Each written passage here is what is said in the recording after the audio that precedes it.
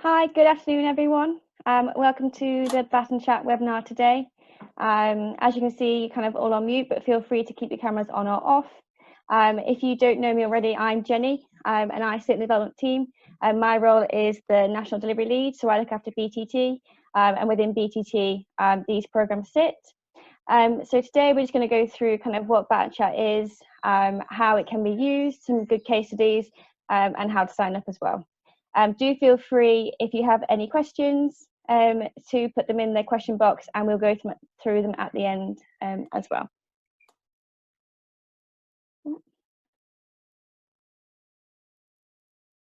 There we go. So what is Baton Chat? So Baton Chat was a program introduced in 2017. It is a program that is kind of aimed at kind of a more social audience.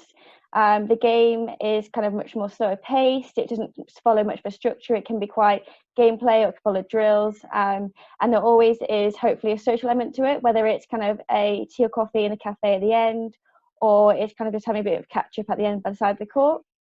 Traditionally, these sessions are kind of aimed at the older audience, either kind of new to the sport, looking for something else to kind of keep active, or those who are no longer wanting to play at a club or league. However, although that kind of is the majority of our sessions, it's obviously very open to kind of other audiences, kind of, for example, those returning from injury or those from a long period of inactivity. And we've got a good example of one of those kind of different uses, but it is a wide range, the emphasis on social and not following kind of a structure and kind of letting the participants do what they want, really. So some key stats of the programme.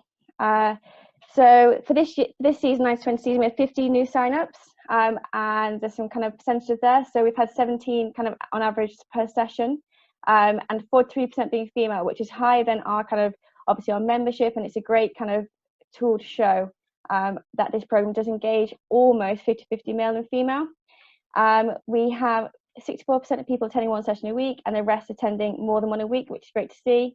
Attending the session has also helped people become more active. We have some quotes later on, but kind of going to the session helps people feel more confident, which also made them active in other ways as well.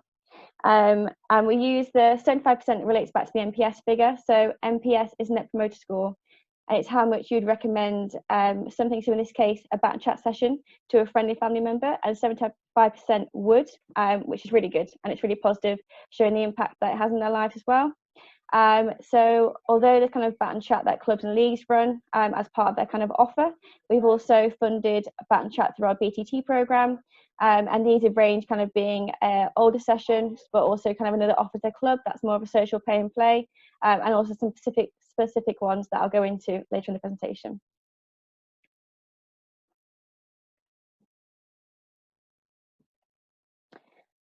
So to kind of show kind of what kind of Baton Chat, the impact it can have on our clubs and leagues, I've kind of split it into organiser and to participant. So the first, the organiser.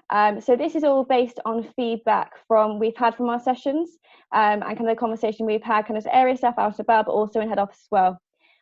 So a few clubs and leagues have seen a boost in their membership. So obviously in their social category, the session often has a few members which then go and play in the club or the league, which is obviously a great way for them to become more involved in the community. This has also led to having more volunteers. So Bath Street Marine, which was a new kind of venue set up last year, they saw a huge impact from their social sessions, which were Baton Chat. Around 60-70% of their sessions were kind of Baton Chat sessions, and they had people move over into volunteering, which was obviously a great boost to that club. I've put here of asset owning, so if you have your own venue, but this also can relate to kind of leisure centres. Often that space during the day, this audience you want to attract is free. So I know kind of leisure centres are much easier to get in during the day, so it could be a great way to kind of build your offer that way, but also fill some time in during the day if you have your own venue. A huge impact on kind of being involved in the program. I know coaches have back to me how they kind of just thought it'd be kind of a normal session for them, kind of delivering and coaching, kind of what they do already, but they've seen a huge boost in their kind of enjoyment of coaching and seeing that kind of transfer into their playing as well. Some quotes here from the organisers, which kind of shows the impact in their lives as well. I know one coach who was delivering down kind of in Falmouth. She spoke to me about how she was new to the area, and this kind of opened herself up to kind of new friends and new community. But she also kind of got a huge boost from the session, seeing kind of women come every week and improve. But also she saw her coaching improve because she thought differently about how to engage with them.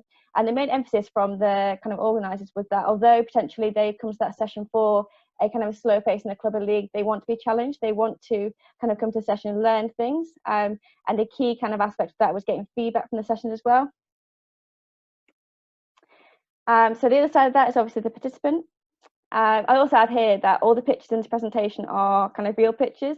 They're bat and chat photos we collected from our participants, our organisers. So everyone you see in these photos are real participants of ours.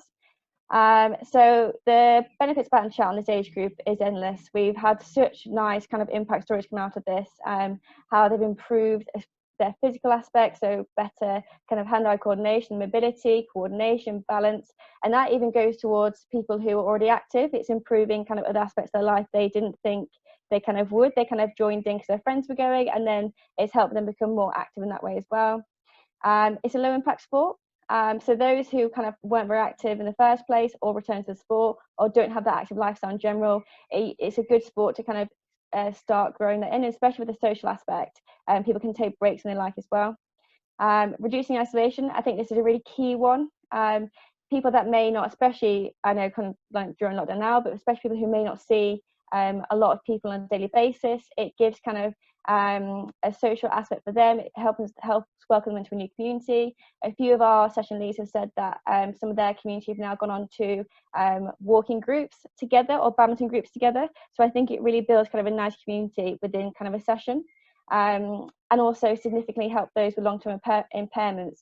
We've had some really good feedback from sessions with people who have suffered strokes or long-term kind of brain impairments or Parkinson's, and the impact of the sport on their life has been huge. It's given them a new lease of life, and you can see, I won't read this out, but you can see from the quotes here, these are again all real quotes from participants on a recent feedback survey, and you can obviously see there kind of the words kind of physical, fitter always coming up, but also kind of the social side, and it's being a huge part of their life, which I think is really nice. And it's also nice that kind of table tennis can still be part of their life later in life as well. So a key example here, and this is one of our more kind of traditional bat and chat sessions, is SGS College. So SGS College, Nick Davidson, who you may know, runs these sessions. He now runs 3 or 4 across kind of Gloucester, Bristol area, and has had a really good success with this. So here's kind of key points with that. Kind of you have the coach there as kind of facilitator, but also to make sure that it's very participant led, so the feedback and the participants get out what they want, not what the coach thinks they want, which I think was key. His sessions are 1.5 hours long, but obviously have breaks within between that, and half an hour coffee and chat, which I think is a really important part of the session. And he said that obviously he's got the formula right, so his all 10 tables are being used, and he's had participants come with strokes and Parkinson's, and they kind of fit in the group really well and seen huge improvements. So that's kind of a typical kind of older age group SGS College example. The second is a newer example of using female marketing. So this is Falmouth Docks, and it was an all-female bat and chat session. In the area, there wasn't loads on offer for women to get involved in table tennis. And Jane was new to the area, so was keen to engage with a group of women, not only for kind of the love of table tennis, but also to build a bit of community there as well. She tells me she's got great plans for the area, so I think this is just a start. So she's had 15 average every week. She's had a throughput of 28, so a really good numbers there, and that was only 8 weeks of the programme. Unfortunately, kind of coronavirus outbreak stopped it progressing any further.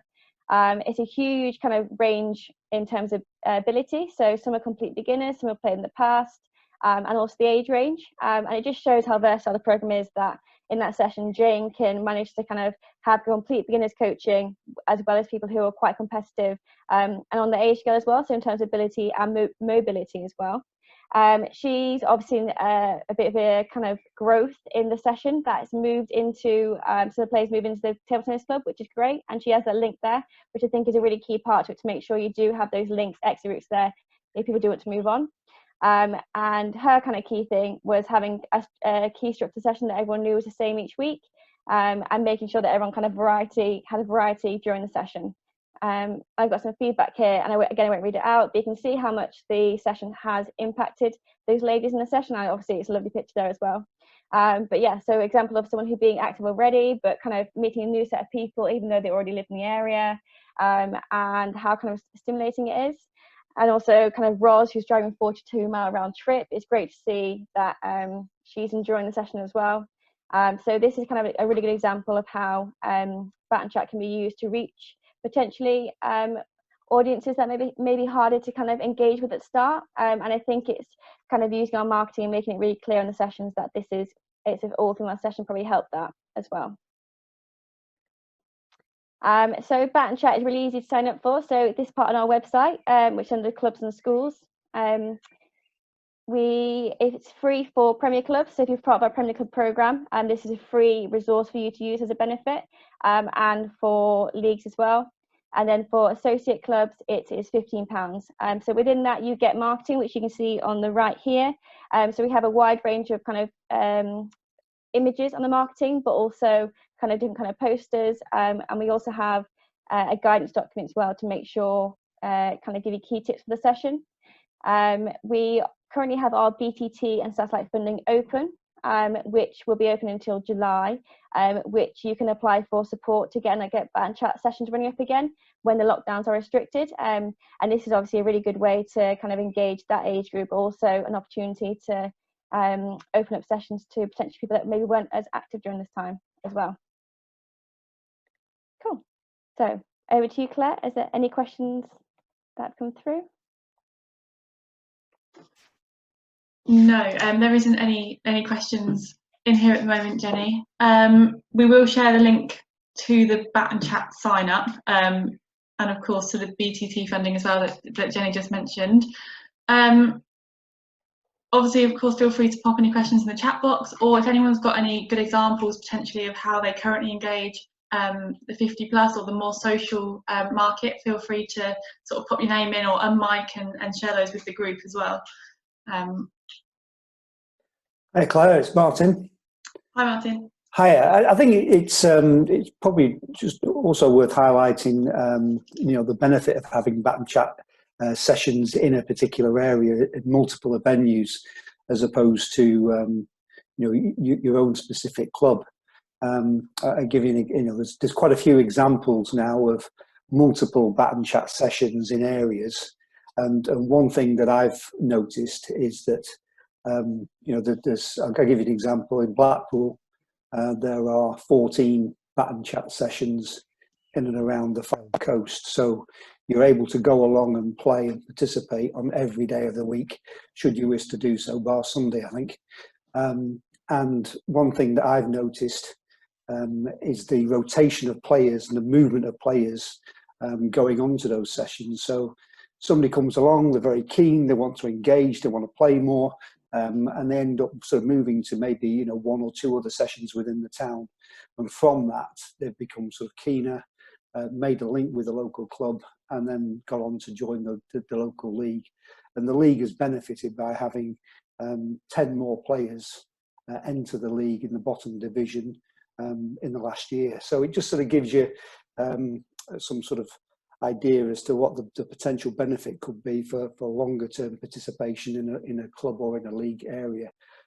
It's obviously key to promote those sessions and let people see where they are, but it's just something we're thinking about. If you're not necessarily maybe within your own club, but are there other venues and other groups that you can encourage, whether that's a community group or a church group, for example, that maybe some Methodist centres that I've seen have taken on one table, then two of the volunteers have chipped in, bought two more, and they've got about 20 odd people now playing at the venue. So that sort of example, an idea of people moving around and what can be done in an area, rather than maybe just in your own club, which can really benefit the table tennis in an area. Awesome, thanks Martin. An agreement, or I guess what's the word? A look at how that could potentially work in other areas is already starting to come through in the chat. So yeah, no, that's really great.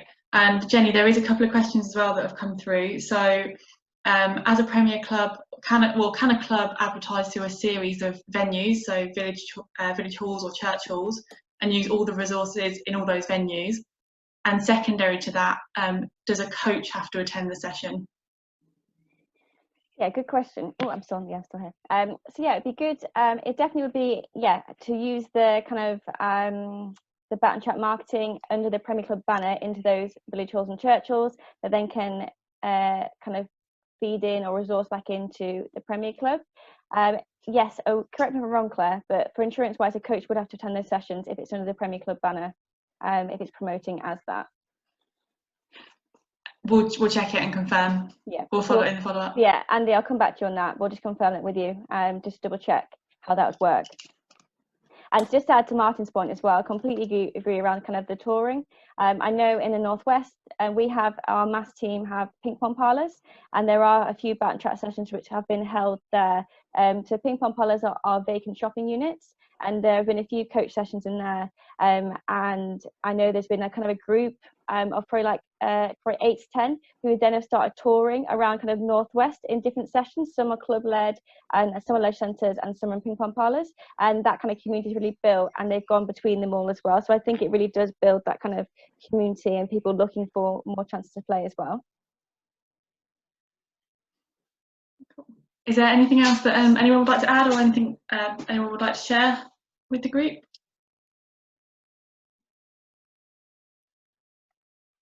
No. Sorry, just to add, Claire, as Claire said earlier as well, if you do have any great examples, and they might not fit under the Bat and Chat banner branding as such at the minute, but if you do have any really good examples in your area or kind of your clubs and leagues or networks which are kind of doing a really good job either prior to lockdown or now during lockdown, engaging with this older audience, we'd love to hear about it. It'd be great to hear kind of what's happening and how you're engaging with them. I've got a quick question. Yep, go for it, Roy. If you want to set up a regular session at a ping pong parlour, who do you contact? Is that contact Table Tennis England or the centre, or? Yeah, so what I'll do is, Rory, I'll follow up with you after that. It would be kind of with our mass team with probably a joint approach. I think about the Red Hill one would be your area, wouldn't it? Horsham is the one closest to me. Horsham. Yeah, so it'd probably be a joint approach from kind of whoever looks after that kind of parlour in terms of local authority or council or shopping centre, but then the mass team as well. But yeah, so I'll follow up with you after this and put you in contact with the right people. Okay, thank you.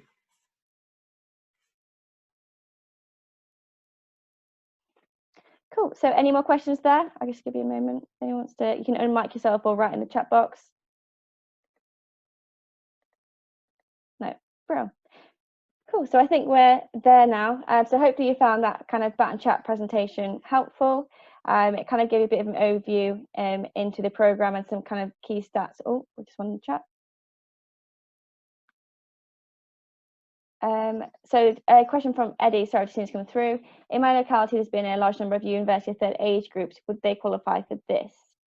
Again, I think we'd have to check with our kind of insurance, but we are looking how we can work closer with the U3A groups to get them under that kind of same banner. I have been in contact with the kind of national lead recently around a potential partnership and how it could work, because obviously they are running a lot of table tennis sessions nationally. So we'll feed back when we have more information on that as well. But yeah, it'd be definitely something we'll look to partner up with this. We obviously have the same aim to get that age group active. So if you do have any more kind of questions around Bat and Chat or kind of any ideas, do feel free to email back to the email Claire will send out. She'll send out obviously the presentation slides, but also a link to the website where you can sign up, and then also kind of BTT information as well. Yeah, cool. So thank you. Oh, I think we've got one more question as well. I can get it up.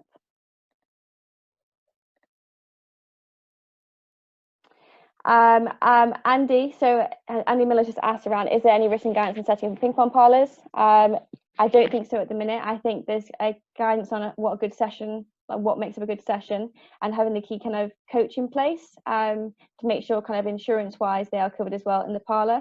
But I can speak to the mass team around sharing any guidance on that as well.